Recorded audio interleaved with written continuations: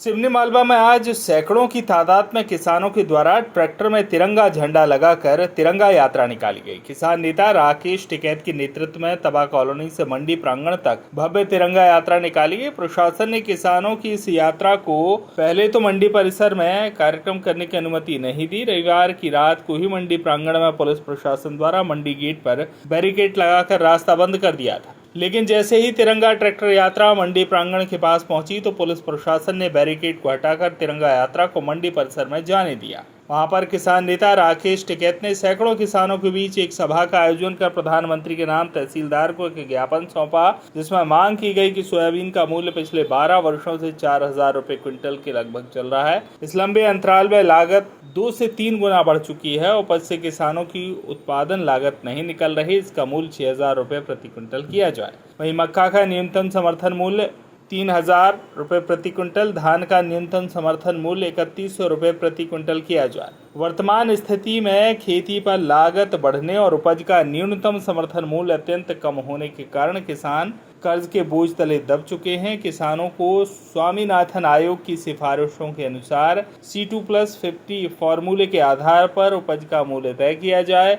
लागत मूल्य के आकलन में 2 किसान परिवार के सदस्यों का मेहनताना 6 माह की मनरेगा की मजदूरी को आधार बनाकर लागत में जोड़ा जाए, इससे किसान कर्ज मुक्त हो सके। कृषि कार्य करने के दौरान जहरीले जीव जंतु के काटने, आकाशीय बिजली गिरने से किसान परिवार के सदस्य की अकाल मृत्यु होने पर 50 लाख रुपए मुआवजा देने का प्रावधान किया जाए। किसान परिवार न्यूनतम समर्थन मूल्य पर अपनी उपज देशवासियों के भरण पोषण के लिए उत्पादन करते हैं। किसान परिवार के एक सदस्य को 50 वर्ष की उम्र से 10,000 रुपए मासिक पेंशन दी जाए।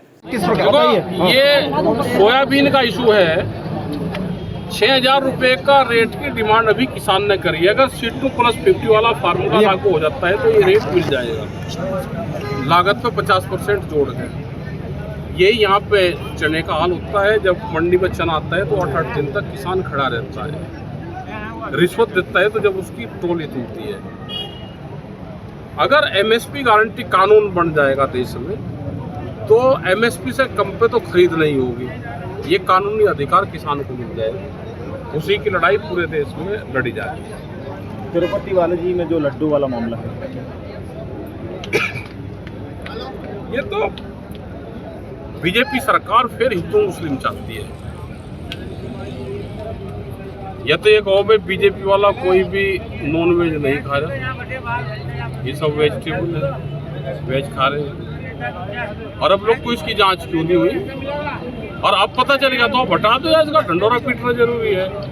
भाई गंदगी का पता जब चलेगा उसको हटा दो, ये ढंडोरा पीटना जरूरी है। सर, प्रदेश के प्रमुख किसान नेता हैं शिव कुमार शर्मा, एक्टिव रहे लगातार, आज वो नहीं दिख रहे हैं, कोई खास कारण है या? वे तो हरियाणा में है आजकल। हरियाणा सर, कल अनुमति नहीं दी गई थी, कोई विवाद की स्थिति बनी थी? ऐसा है ना, अनुमति अपनी मंडी में पंचायत करने की अनुमति लेने की परंपरा गलत है ना। हमने कभी पिछले 40 साल से अनुमति दी, ना हम फिर आगे लेंगे। सूचनार्थ होता है, हमारा अनुमति नहीं होती। अनुमति हमें कौन दे देगा भाई? यहाँ पे मीटिंग करने की अनुमति कौन देगा? हम सूचनार्थ होती है, हमारी अनुमति नहीं। आपको जान से मारने की धमकी दी गई? अभी तो बड़ा आंदोलन अभी तो नहीं, लेकिन जिस तरह से सोयाबीन का किसान पूरे प्रदेश में आंदोलन कर रहा तो ये बड़ा आंदोलन है। आपको जान से मारने की धमकी भी दी?